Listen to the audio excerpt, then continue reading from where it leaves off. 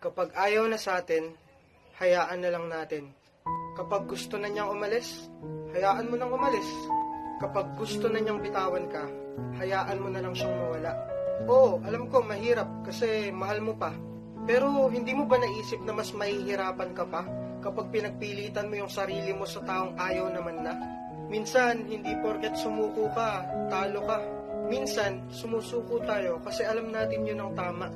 Mali naman na kasing ipagsiksikan pa yung sarili mo sa taong pilit kang tinutulak papalayo. Hindi ka dapat magmakawa na wag siyang mawala. Kasi unang-una, kung talagang mahal ka niyan, hindi niya gagawing solusyon ang hiwalayan.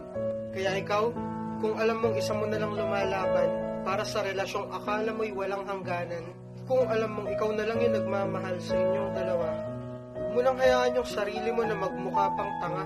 Yung sakit na nararamdaman mo, ngayon lang yan. Kasi darating din naman yung punto na kung saan isang araw gigising ka na lang nang wala nang nararamdaman para sa taong akala mo dati hindi mo kayang mawala. Kaya kung ayaw na niya, sumuko ka na. Hayaan mo na lang siyang sumaya sa paraang masasaktan ka ng sobra. At ngayon,